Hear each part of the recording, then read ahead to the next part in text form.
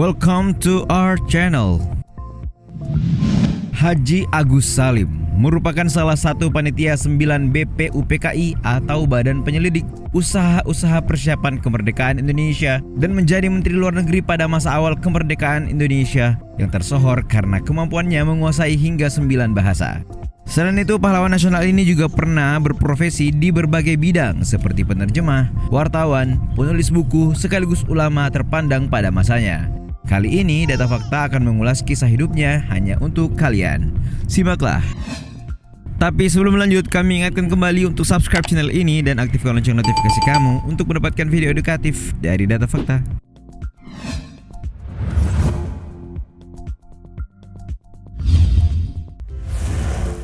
Asal-usul nama Agus Salim. Haji Agus Salim lahir pada 8 Oktober 1884 di Kota Agam, Sumatera Barat dengan nama Mashhudul Haq yang berarti seorang pembela kebenaran. Namun nama itu berubah sebelum beliau beranjak dewasa. Dilansir dari Historia.id, menurut sejarawan Asfi Warman Adam dalam bukunya Haji Agus Salim 1884-1954, ketika masih belia, beliau diasuh oleh seorang pembantu asal Jawa yang memanggilnya dengan Den Bagus, yang kemudian dipendekkan menjadi Gus. Lantas, teman-teman sekolahnya dan guru-gurunya pun ikut memanggilnya Agus.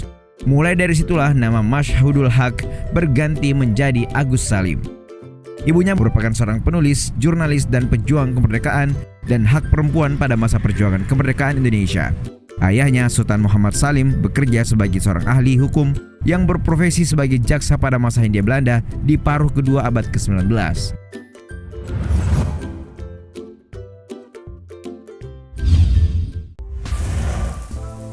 Lulusan terbaik HBS. Lelaki yang dijuluki The Grand Old Man oleh Soekarno ini menempuh sekolah dasar di European Degree School atau ILS, lalu melanjutkan sekolah menengah ke Hoger Burger School atau HBS di Batavia. Ketika lulus, ia berhasil menjadi lulusan terbaik di HBS se-Hindia Belanda.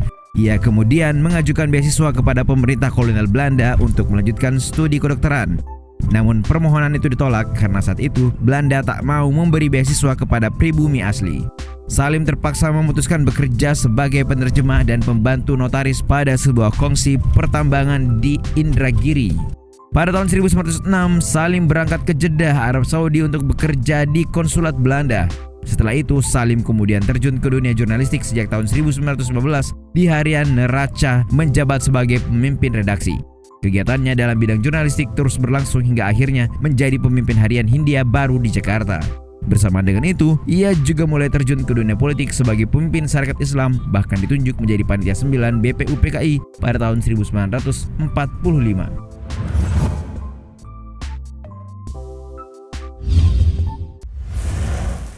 Mata-mata yang berkhianat. Jabatan yang paling melekat disandang Agus Salim saat baru terjun di dunia politik ialah menjadi salah satu pimpinan organisasi terbesar, yaitu Sarekat Islam atau SI. Pada tahun 1915, ia tergabung dengan organisasi tersebut di bawah kepemimpinan HOS Cokro Aminoto. Uniknya, sebelum ia bergabung, ia malah bertugas sebagai mata-mata Belanda untuk mengawasi pergerakan SI. Dilansir dari Tirto.id, saat itu Agus Salim ditugaskan untuk menyelidiki desas-desus kalau Cokro Aminoto menjual SI kepada Jerman seharga 150.000 gulden. Dana itu disinyalir akan digunakan Cokro Aminoto untuk melancarkan pemberontakan besar di tanah Jawa. Tetapi selama penyelidikan berlangsung, Agus Salim tidak menemukan sedikit pun hal yang dicurigai pihak Belanda. Malah saat penyelidikan itu, dia menjadi pengkhianat karena Agus Salim takjub dengan kepemimpinan Cokro Aminoto yang menjadikan modernisme sebagai dasar yang tepat untuk menjalankan kegiatan politik SI.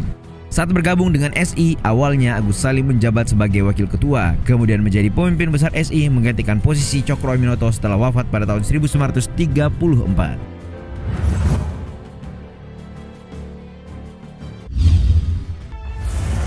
Diplomat ulung yang melarat.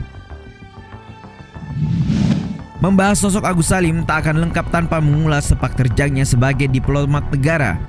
Nah, berkat kemampuannya berbahasa yang mumpuni dan kemahirannya dalam berbicara, membuatnya dipercaya menjadi diplomat dalam berbagai kesempatan. Dilansir dari Historia.id, Salim melakukan diplomasi pertamanya untuk Indonesia saat pengadilan Renville di atas kapal USS Renville pada Desember 1947. Saat itu, Inggris mengirim seorang diplomat ulung bernama Lord Killim untuk membantu mendamaikan permasalahan Belanda dan Indonesia. Salim berhasil membuat kagum diplomat Inggris itu. Saat itu menurut perundingan Linggarjati dan hukum internasional yang berlaku, kedaulatan Indonesia mestinya masih berada di bawah kerajaan Belanda. Namun menurut Salim, Belanda melakukan pelanggaran perjanjian dengan melancarkan agresi militer 1 pada 21 Juli 1947. Pengakuan dunia internasional atas kemerdekaan Indonesia justru disebabkan oleh serangan Belanda di agresi militer itu. Bahkan dengan percaya diri, ia mengatakan kalau tuan-tuan melancarkan sekali lagi aksi militer terhadap kami Indonesia, kami akan mencapai pengakuan de jure dari seluruh dunia. Ia ditunjuk pula memimpin misi diplomatik RI untuk mengunjungi negara-negara Islam di Timur Tengah sejak 4 April 1947. Berkat upayanya, Indonesia mendapati pengakuan de jure dan de facto dari 5 negara yakni Mesir, Suriah, Irak, Afghanistan, dan Arab Saudi yang semuanya dicapai hanya sekitar 5 bulan, Juni sampai November. Meski berstatus sebagai diplomat, ia tidak menghilangkan citranya yang sangat sederhana. Perdana Menteri Belanda Willem Schemerhorn dalam buku hariannya Het Dagboek van Schemerhorn memuji kecerdasannya dan mengatakan kalau Salim hanya memiliki satu kelemahan. Salim selama hidupnya melarat.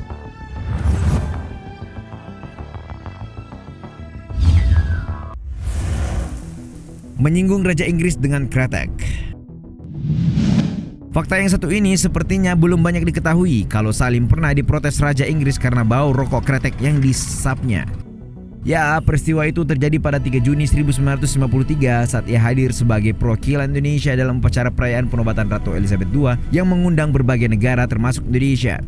Pramudia Anantatur dalam tulisannya di The New York Times berjudul Best Story the Book That Killed Colonialism pada tahun 1999 menuliskan bagaimana Salim menjawab pertanyaan Raja James dari Inggris soal aroma bau kretek yang tidak enak. Dengan tenang, Agus Salim mendekati Raja James seraya menunjukkan kreteknya dan menjawab, "Yang mulia, bau tidak sedap itu adalah bau rokok kretek yang sedang saya hisap dan dibuat dari tembakau dan cengkih. Boleh saja Yang Mulia tidak menyukainya, tapi justru bau inilah yang menarik minat pelaut-pelaut Eropa datang ke negeri kami 3 abad yang lalu." Jawaban Agus Salim membuat Raja terdiam dan tidak lagi melanjutkan pertanyaannya.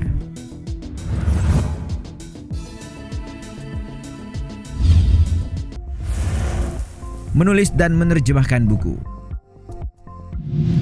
Setelah memutuskan berhenti dari dunia politik pada tahun 1949, Agus Salim memutuskan melanjutkan sisa usianya dengan menulis buku. Perlu diketahui kalau Agus Salim mulai terjun di dunia penulisan sejak tahun 1915 saat ia bergabung dengan surat kabar harian Neraca. Mukayat dalam bukunya Agus Salim, Karya dan Pengabdiannya mencatat kalau Salim mulai menerbitkan buku pada tahun 1939 dengan judul Pergerakan Politik di Indonesia. 2 tahun berikutnya ia juga menulis buku Riwayat Kedatangan Islam di Indonesia tahun 1941. Ia sempat berhenti menulis buku saat sebagian besar waktunya ia gunakan untuk menjadi diplomat bagi Indonesia. Saat Belanda melancarkan agresi militer 2 pada tahun 1948, Salim, Soekarno, dan Sultan Syahrir ditawan dan dibawa di Brastagi, Sumatera Utara. Saat ia ditawan itulah ia mulai menyusun bukunya yang berjudul Filsafat tentang Tauhid, Takdir, dan Tawakal dan terbit pertama kali pada tahun 1953. Namun setahun setelah Agus Salim menerbitkan bukunya, ia meninggal dunia pada tahun 1954 di Rumah Sakit Umum Jakarta. Itulah tadi kisah hidup Agus Salim, pemimpin Serikat Islam yang disegani sebagai diplomat paling berpengaruh bagi kemerdekaan awal Indonesia. Bagaimana menurutmu?